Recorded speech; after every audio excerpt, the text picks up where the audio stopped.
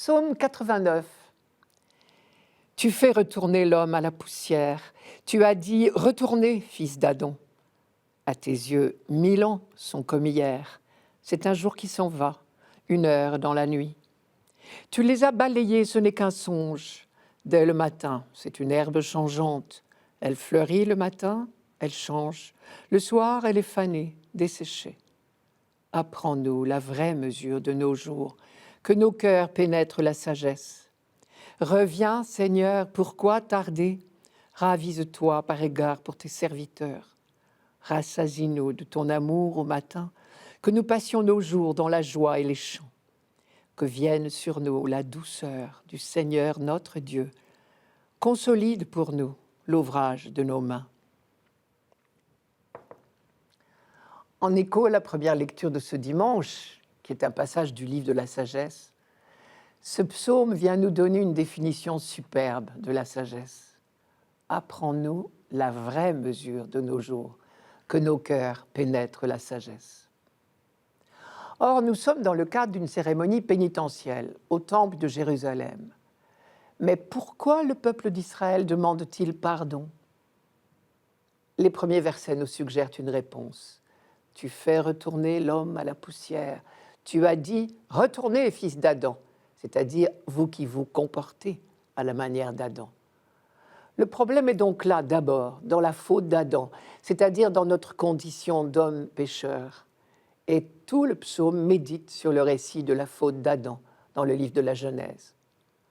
Au commencement, Dieu et l'homme étaient face à face. Dieu créateur dans son éternité, l'homme mortel, sa créature, sorti de la poussière dans sa petitesse. L'un des premiers versets de ce psaume dit justement « Avant que naissent les montagnes, que tu enfantes la terre et le monde, de toujours à toujours, toi, tu es Dieu. » Face à lui, nous ne sommes rien, rien qu'un peu de poussière dans sa main. Et voilà que l'homme s'est pris pour quelque chose. Il a osé braver Dieu. Il ne lui reste plus qu'à méditer maintenant sur sa véritable condition. Le nombre de nos années ? 70, 80 pour les plus vigoureux. Leur plus grand nombre n'est que peine et misère. Elles s'enfuient, nous nous envolons. Et face à cette petitesse de l'homme, il faut réentendre l'affirmation du verset 4. « À tes yeux, 1000 ans sont comme hier. C'est un jour qui s'en va, 1 heure dans la nuit. » Et vous connaissez la reprise que saint Pierre a faite de cette phrase, je cite Pierre. « Il y a une chose en tout cas, mes amis, que vous ne devez pas oublier.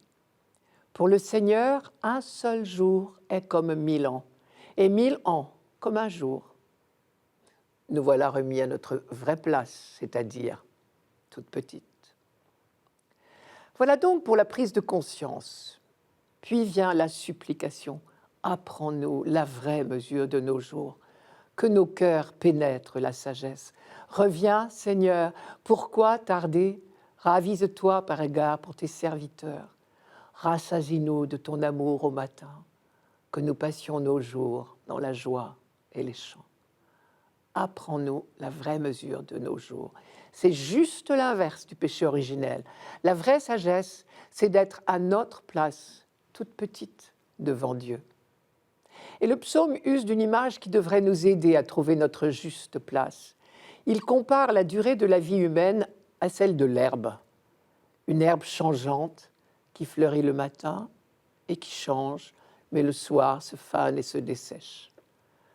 Il est bien vrai que notre fragilité, notre précarité devrait nous rendre humbles. Et devant un décès inattendu, il nous arrive bien de nous dire que nous ne sommes pas grand-chose. Il ne s'agit pas de s'humilier pour le plaisir, mais d'être lucide, tout simplement. Alors, nous pourrons être heureux sereinement dans la main de Dieu. Rassasie-nous de ton amour au matin, que nous passions nos jours dans la joie et les chants. Ce n'est pas une parole en l'air, c'est vraiment l'expérience du croyant.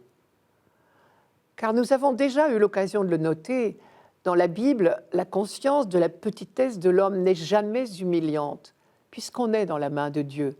C'est une petitesse confiante, filiale, tellement filiale et assurée de l'amour du Père qu'on peut lui demander en toute confiance que vienne sur nous la splendeur du Seigneur notre Dieu.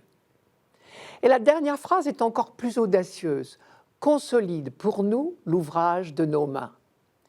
Il s'agit peut-être de l'œuvre entreprise avec tant de difficultés au retour de l'exil, c'est-à-dire la reconstruction du temple de Jérusalem, au milieu d'oppositions de toutes sortes. Mais plus généralement, cette phrase dit bien l'œuvre commune de Dieu et de l'homme dans l'achèvement de la création. L'homme agit véritablement, il œuvre dans la création. Et c'est Dieu qui donne à l'œuvre humaine sa solidité, son efficacité. C'est le commentaire de Saint Pierre qui nous permettra le mieux de l'apprécier. Je reprends sa phrase que je citais tout à l'heure, mais je la continue un petit peu plus loin. Il y a une chose, en tout cas, mes amis, que vous ne devez pas oublier. Pour le Seigneur, un seul jour est comme 1000 ans, et 1000 ans comme un jour. Non, le Seigneur ne tarde pas à tenir sa promesse, alors que certains d'entre vous prétendent qu'il a du retard. Mais il fait preuve de patience envers vous, ne voulant pas que quelques-uns périssent, mais que tous parviennent à la conversion. Dites-vous bien que la longue patience du Seigneur, c'est votre salut.